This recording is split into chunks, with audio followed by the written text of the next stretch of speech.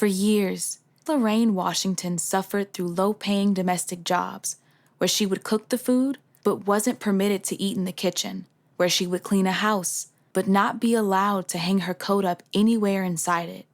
She experienced the violent desegregation of schools and a crippling boycott of the transit system. She lived through riots and sit-ins, navigated segregated lunch counters, and endured being barred from facilities of all kinds because they were whites only. She rode in the back of the bus and sat in the balcony of the movie theater.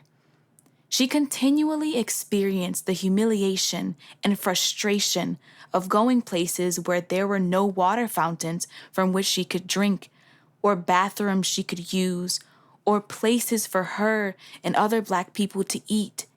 She crossed the street when walking past a row of white homes in New Orleans' salt and pepper mixed neighborhoods. She didn't remember anyone telling her to do so. It was just something you knew you better do if you were Black. During brutally hot summers, she and her friends would peer longingly through the gates of public swimming pools that were off limits to them. Washington, adult education class of 1969, remembered that in the intense mock interview sessions the school arranged with volunteer businessmen and women, she was critiqued for a habit she had acquired as a survival skill in the Jim Crow South. She would look down when being interviewed. She couldn't look an interviewer in the eye, no matter how hard she tried. A lifetime of learning to look down when talking to a white person or deferring in one way or another to them was a hard habit to change. The teachers and the white businessmen who participated in the mock interviews helped Washington look directly into their eyes. Once she was able to do so, she discovered a confidence she didn't know she had. The 431 Exchange presents Exchange Place: How a Small, Struggling School Transformed Civil Rights in New Orleans and the Nation. Exchange Place is the story of a school whose mission was to train mostly African American women the skills they needed to integrate the secretarial offices of the Deep South between 1965 and 72. Those offices were not just segregated. For the most part, they were completely off limits to women of color, and many were fighting to ensure the workplace would stay that way for years or decades to come. The first season of the podcast tells the inspirational biographies of the school's graduates who changed the moral skyline of their city, how they did it, and how the school's teachers and supporters struggled to overcome the massive forces arrayed against them. Episode 4, Lorraine Washington, Tears Like Rain. Washington was born in the Black Wing of New Orleans Charity Hospital in 1939. While attending McCarty Elementary School in the city's storied Ninth Ward during the late 1940s, Washington experienced firsthand the notorious overcrowding and lack of resources for the city's Black children and Black teachers that had so long been ignored. At McCarty, there were more than 2,600 students jammed into a dilapidated school for Blacks only. The school had opened at the beginning of the Civil War and was designed to serve only 1,200 students. As a result, Washington was subjected to the platooning system, where one set of students attended school for only half a day, from 8 a.m. to 12 p.m., while another set attended in the afternoon, leaving parents to deal with what to do with young children going home early or starting school late for an entire school career, rather. Platooning was only one of the symptoms of a neglected, besieged school community. Neglected, that is, by state and city officials, not by the McCarty parents or teachers who fought for improvements to McCarty and nearby schools. Books were decades out of date, and Black teachers dramatically underpaid compared to their white counterparts. Other signs of neglect included out-of-date equipment and dilapidated facilities that were, in some cases, dangerously in need of repairs. Floors and walls threatened to collapse and sometimes did, resulting in the injury of students and school personnel. These were just a few of the signs of inequity that became intolerable to parents who knew the value of education.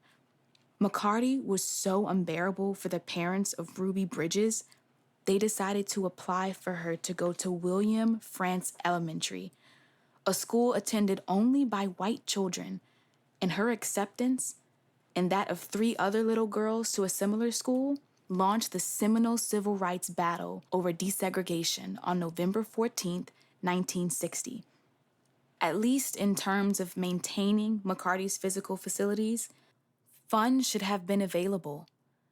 The patron of the New Orleans public schools, John McDonough, a slaveholder, had bequeathed a vast estate to the school system and had specified it was to benefit all children, black and white. But the fund was pilfered by segregationists over more than half a century to provide facilities to benefit mostly white children in a city with an equal number of black ones. The product of a broken home and a mother who moved in and out of her life, a school dropout after 8th grade, married and pregnant by 15, Washington survived a childhood filled with adult responsibilities that she took on without fear and with a competence that helped maintain family bonds among her sisters and brothers, bonds that have lasted a lifetime. So successful was Washington in nurturing and holding her family together that her siblings, now grandparents themselves, proudly call her mom to this day. Washington survived her first short and unhappy marriage. The story of her second marriage to Mr. Wilbur Washington would rival any fairy tale and has currently spanned 6 decades.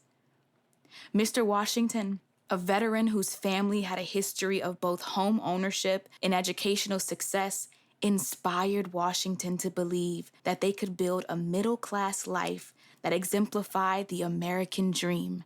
Together, husband and wife did. Washington's own kids attended McCarty Elementary School and went on to college and prestigious careers. In 1965, Washington lived through Hurricane Betsy, which captured the attention of the entire country, including that of the President of the United States. Many black residents believed levees had been dynamited to save the white neighborhoods and businesses of New Orleans from the waters that destroyed the Ninth Ward. Meanwhile, Washington wasted time in job training programs that did little, if anything, to help her develop marketable skills or lead to a well-paying position in New Orleans, where there had been a ban against hiring blacks for most professional jobs for decades. She attended one nursing program for more than 6 months, only to be told by hospitals and other medical facilities upon graduation that she was not qualified for a nursing or a nursing assistant position. Janitorial positions were available, though. In the early 1960s, when Washington was about 20, Black New Orleanians boycotted all the businesses on the popular Dryad Street, an area that served blacks almost exclusively, but would not hire a single one as a clerk or cashier. She participated in the boycott, even though there were no alternative stores where she could shop for the same goods. After the passage of the Voting and Civil Rights Act of 1964 and 1965, in the wake of the assassination of President John F. Kennedy, Washington participated in social justice actions designed to help disenfranchised voters overcome the tricks and procedures that prevented them from registering. She remembered being on a busload of black citizens going to register. They had been trained for weeks to fill out the application forms just right so there would be no excuse to reject them. They were warned that even formatting the date incorrectly could be grounds for refusal, as could how an applicant looked at or addressed the voting registrar. Washington's was one of only 2 or 3 applications accepted that day amongst all the other registrants who had joined her on the bus.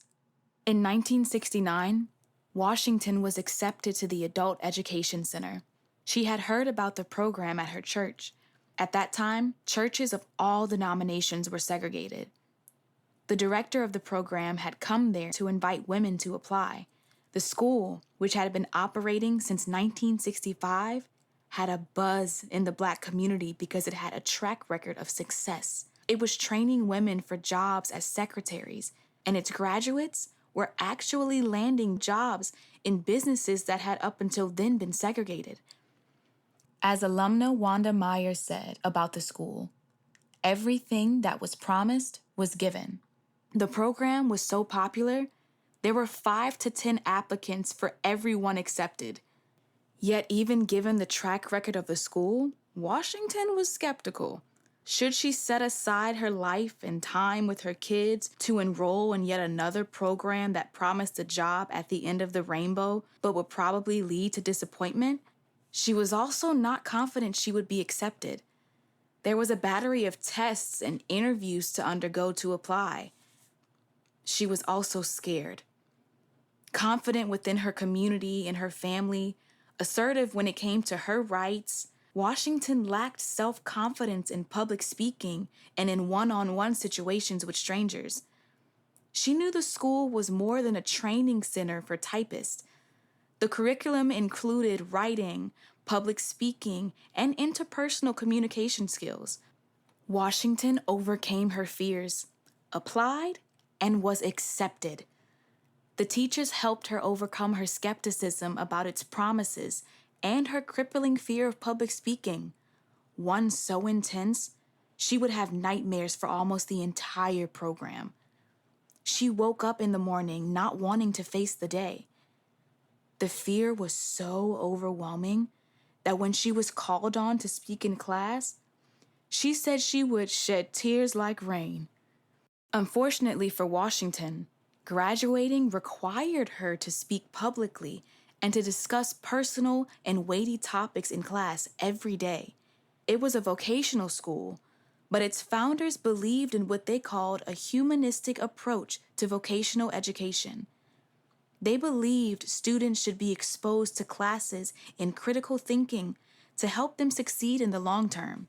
Students were expected to contribute with all their hearts and minds, and teachers reciprocated in kind.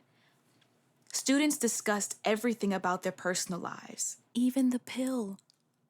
They also wrote and discussed controversial aspects of African American and American history. Within the school, those were one and the same.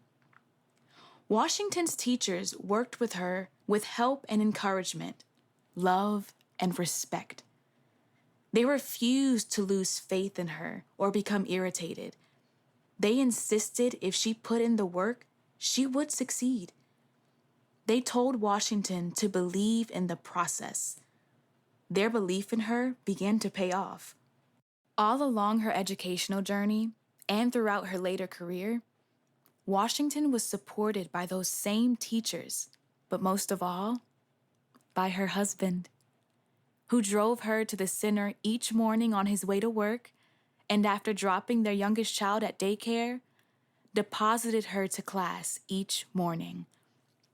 Washington says, if Wilbur had not deposited me at school every day, there would have been many days she would not have made it. Shortly after graduating from the center in 1970, Washington found herself sitting behind a desk at a prestigious office on St. Charles and Lee Circle, in a building where just a few years earlier, she would not have been permitted to walk through the front door.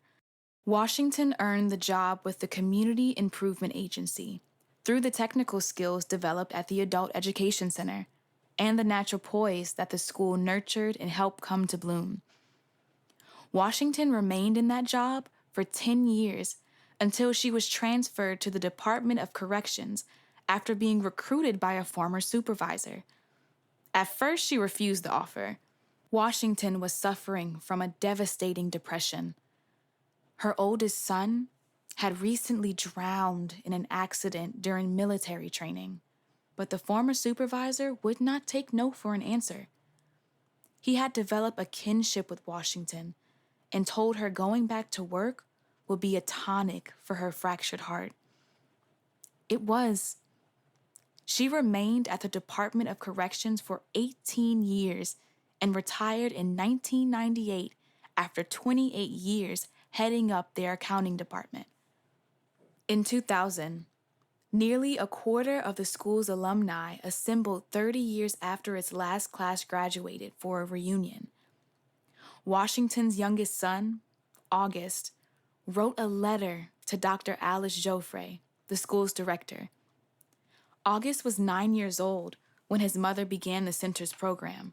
In 2000, he was chief of police for Florida Atlantic University in Boca Raton.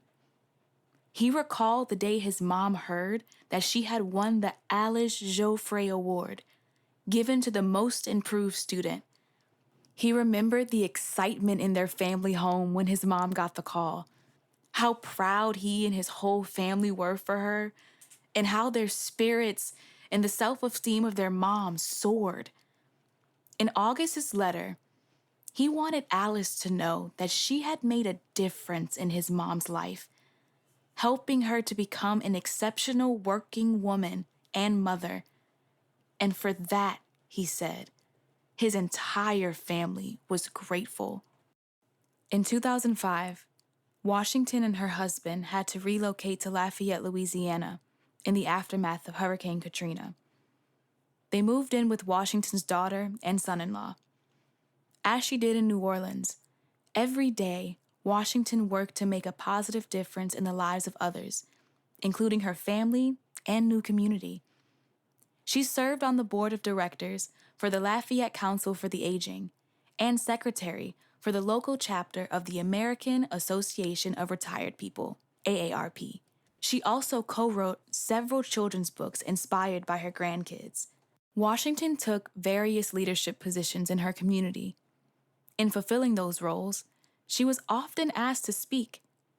She did so in a beautiful, confident voice, lilting with flavors of Creole, Cajun, and other accents common to Southern Louisiana. When she is asked to speak, she has no hesitation to do so, and she never even sheds a tear. That concludes episode 4 of Exchange Place. Lorraine Washington, Tears Like Rain.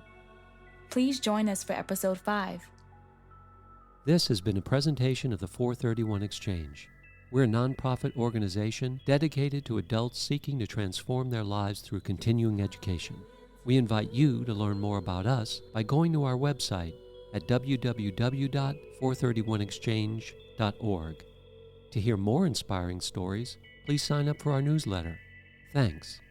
Copyright 431 Exchange LLC, 2022.